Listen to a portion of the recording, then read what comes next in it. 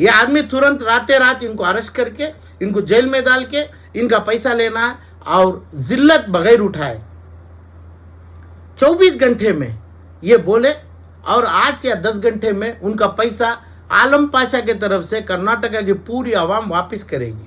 आलम पाशा क्या जियाउल्लाह शरीफ जो है 100 करोड़ रुपए इन्वेस्ट करने के लिए तैयार है, लेकिन दूसरी जानिब ये बात आ रही है कि जो पहले के 50 करोड़ उनका कर्ज है, बकाया कर्ज है, पहले उसको अदा करें। आप क्या मानते हैं, पहले 100 करोड़ दें या 50 करोड़ का कर्ज अदा करें? नहीं, आप सवाल समझिए। जब 100 करोड़ रुपए इनका जो बोल रहे हैं हमें पैसा अदा करने के लिए, जेपी नगर में एक प्रॉपर्टी थी, रियल एस्टेट के बहुत ही प्राउडफुल आदमी है, रियल एस्टेट के सक्सेसफुल आदमी है जियाउल्लाह शरीफ। अमानत बैंक की एक प्रॉपर्टी 25 साल जो अमानत बैंक लेके रखी थी प्रॉपर्टी, उसको 28 लाख को 15-18 साल के पहले जो ली थी उसको हालांकि डायरेक्टर ऑफ अमानत बैंक बन के 25 लाख में ले लिए। वो 25 लाख इनका जो एक इदारा है वो इदारे के नाम से आपने जेपी नगर की प्रॉपर्टी ले लिए, 15 साल के बाद लिए, जिसकी वैल्यू आज तकरीबन होगी 50 करोड़ रुपया। वो अमानत बैंक की प्रॉपर्टी आप ले लिए। और दूसरी बात, जो कोलाट्रल आप सिक्योरिटी दिए थे, जो कर्जा लेने, जिसकी वैल्यू आप 1000 करोड़ में बैठे हैं, उसका पैसा है। ये लोग कमज़ोर हैं, ये लोग नाकामयाब है। यानी कबीर और अमानत बैंक के पुराने डायरेक्टर्स, अमानत बैंक के चेयरमैन, ये डायरेक्टर्स और स्टाफ इनएफिशिएंट है, नालायक हैं। ये लोगों में रोने वाले नहीं और पीछे उनकी दुम उठा के आपके गले में डाल के भागने वाले हैं। 1000 करोड़ का माल मार के बैठे हैं इन्हों। 100 करोड़ रुपए इन्हों देंगे तो 1000 करोड़ का माल का जियाउल्लाह शरीफ के पूर्वजों का नहीं है, दादा का, इनके बाप का माल नहीं है और इन्हों ना दूसरे इनके बिल्डर्स के तिजारत में कमाए। ये ट्रस्ट का माल है, अलमीन का, वक्त का, अमानत बैंक के लोन में लिया हुआ माल है। ये माल वापिस जरूरी है। अमानत बैंक, कबीर और डॉक्टर मुमताज, इनका जो भी रिलेशनशिप हो जाए, मगर ये माल आवाम को वापस देना है इन्हों। सर, जियाउल्लाह शरीफ ने कंडीशन रखी है 100 करोड़ इन्वेस्ट करने के लिए कि पूरा कंट्रोल उनके हाथ में देना चाहिए। ये कंट्रोल का डेफिनेशन क्या होता है, उनके हाथ में जो देना चाहिए? जियाउल्लाह शरीफ ने कंडीशन रखा है 100 करोड़ इन्वेस्ट करने के लिए कि पूरा कंट्रोल इनके हाथ में देना चाहिए, क्योंकि वो समझते हैं कि जितने इसमें बैठे हैं बोर्ड में वो सब बेवकूफ है। नहीं, वो बेवकूफ रहेंगे, वो नहीं रहते तो उनको जेल करते। और जैसा आप जेल में जो पैसा हर इदारे में, जैसा यस बैंक का आदमी गया, राणा कपूर गया, दूसरा गया, जो आवाम का, पब्लिक का, मुसलमान का, गरीब का जो माल खाया तो जेल को जाना है, तो बगैर जेल को नहीं गए। अब इन्हों खुद बोलते वकाला को रख लिया, अपना पैसा डालिए, काम कर लिया, आराम से बाहर है, हानरेबल हाई कोर्ट के सामने गए, बेल ले लिए। इनको जेल करते 2 दिन, 4 दिन, 10 दिन जेल में इनको डालते तो पूरा पैसा देने का, पब्लिक का, आवाम का पैसा देते।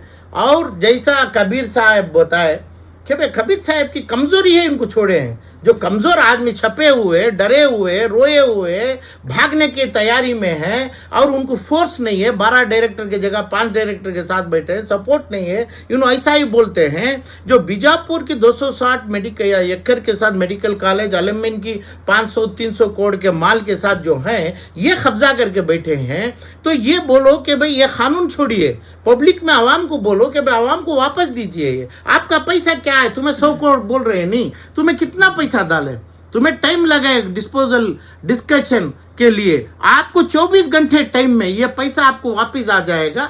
और नहीं तो क्रिमिनल बन जाएंगे आप क्रिमिनल, पब्लिक के सामने, मुसलमानों के सामने एक अफेंडर, क्रिमिनल, मुजरिम बनेंगे। ये वापस दे दो आप भाई। पहले ये प्रॉपर्टी अलमीन में मुसलमानों को मेडिकल कॉलेज चाहिए, हर आदमी को ये 4 सीट नहीं, पूरा सीट चाहिए, पूरे सीटों में मुसलमान पढ़ेगा, माइनॉरिटी पढ़ेगी और इलाज चाहिए। कितना बड़ा इलाज कर रहे हैं, क्या इलाज अलमीन कॉलेज में कर रहे हैं?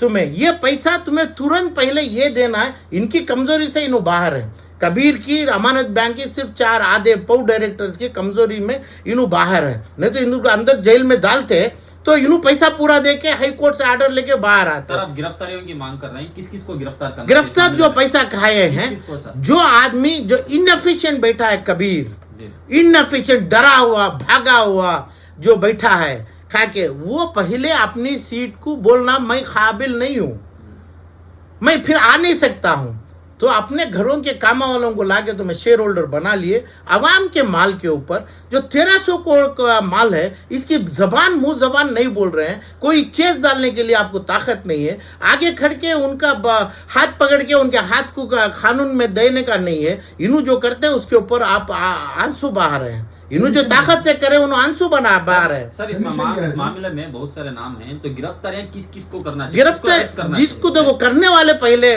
मजबूत होना, जो इनको डरे हुए उन्हें मजबूत नहीं हो सकते हैं। पहली बात, जो आदमी 1300 करोड़ रुपए खा के बैठा है, कौन सा? पूरे आदमी जितने पुराने डायरेक्टर्स थे उन्होंने पूरे खाए हैं। जियाउल्लाह शरीफ सामने है। अभी समझो, अभी डॉक्टर मुमताज मरहूम एक हमारे बुजुर्ग है, इनको लोन देने की जरूरी नहीं। इनको कौन लोन दिए? चाहे इनको रहमान खान दिए, चाहे असद दिए, चाहे इनके फलान दिए, तो ये लोग भी जेल होना है। कौन दिए इनको ये पैसा? डॉक्टर मुमताज इनको कैसा बेचे? ये कैसा बेच सकते हैं? ये किसका अमानत बैंक अवाम का खून का नहीं, अलमीन भी खून का माल है, अवाम का माल है। ये माल तकरीबन हजारों को करोड़ बैठ के आप रुआबदारी में आप कहाँ से बड़े पैसे वाले बन गए? खून का अवाम का माल बगैर खाए तुम्हें कैसे अवाम का बन गए? अमानत बैंक की प्रॉपर्टी आपके 25 लाख रुपया को जो लेके बैठी थी, तुम्हें कैसा ले सकते हैं? वो भी 15 साल के बाद 3 लाख रुपए घटा के, जो आज होगी वो 50 करोड़ रुपए होगी प्रॉपर्टी, वो भी वापस देना है। आप लोगों को जबान नहीं है, गूंगे हैं कि भाई लोग तुम्हारे कमेटी के। और दूसरी बात, सीएमए का माल, सीएमए में मेट्रो का कॉम्पनसेशन बने, सीएमए का मुबारकबादी नहीं दिया अभी तक जी। मुबारकबादी मेरी इनके लिए अभी तक नहीं है। तो सीएमए में इन्होंने इलेक्ट हो गए हमारे जियाउल्लाह शरीफ। क्या जरूरी थी?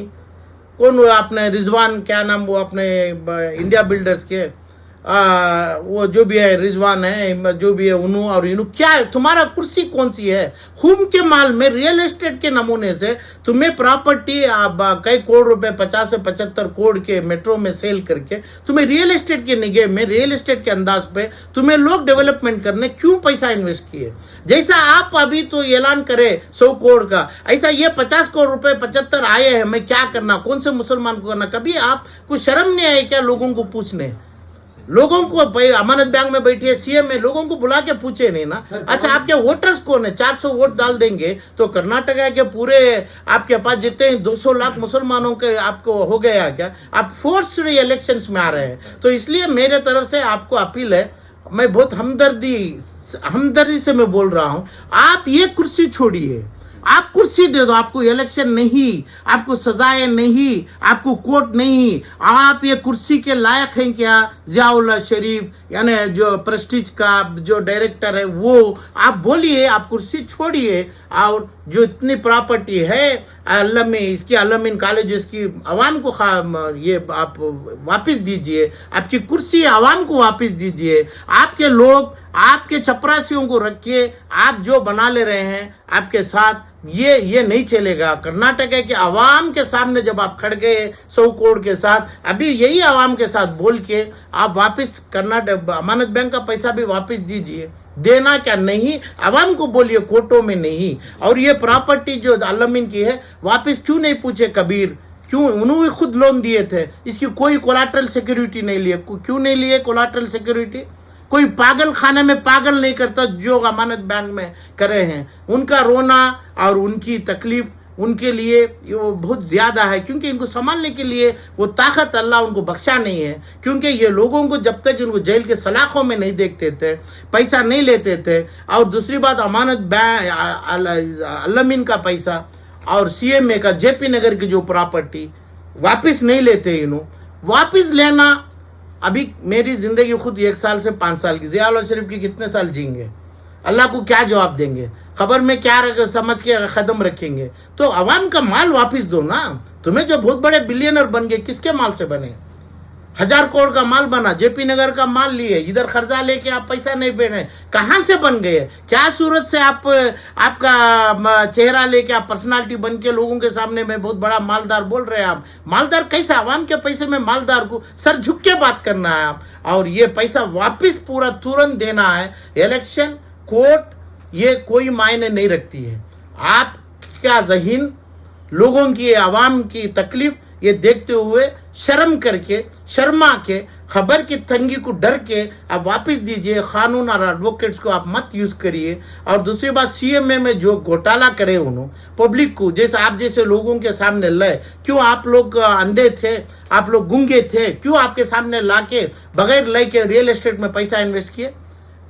गरीब मर रहा है, गरीब को कुछ नहीं है कर्नाटका में, उसको इलम चाहिए, उसको पर्दा चाहिए, उसको कफन का कपड़ा चाहिए, उसकी इज्जत चाहिए, उसको इक्वालिटी चाहिए। ये पूरे ये अभी आज के सरकार में नहीं है। ये देना तो हमारे माल में देना ना, ये तुम्हारे कब्जे में क्यों रखते हैं, तुम्हारे कब्जे में क्यों रखे? आज मुसलमानों को कितने आप जलील बनाए हैं ये प्रेजेंट सरकार में, और कांग्रेस और जेडीएस और तमाम एएपी गवर्नमेंट के। आप ये बोलते हैं आप भिखारी हैं, हमें आपको देंगे। तो ये तो मालदार हैं, ये तो बिलियनर्स है मुसलमान, उनका पैसा तुम्हें लोग खा के बैठे हैं, तुम्हें मेरे निगाह में चोर हैं, तुम्हें इनएफिशिएंट लोगों के पास कंट्रोल में है। कानून का मतलब नहीं मालूम है, जो वीडियो आपके चला रहे हैं उनको। ये आदमी तुरंत रातें रात इनको अरेस्ट करके इनको जेल में डाल के इनका पैसा लेना है और जिल्लत बगैर उठाए।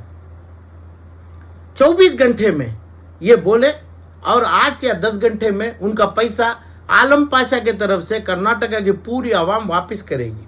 आलम पाशा कैश लाएगा, चेक लाएगा। अब जो पैसा ट्रस्ट, पब्लिक ट्रस्ट में डाले हैं, ये बोलिए आप इंटरेस्ट खाएंगे तो खबर में शाम काटेगा आपको। बगैर इंटरेस्ट के आप लीजिए, आपको 8 या 10 घंटे में पूरा पैसा आएगा। वो ना देंगे तो आप मुसलमानों को नहीं, अल्लाह के पास भी जवाब नहीं है, आपको मौत का डर नहीं है।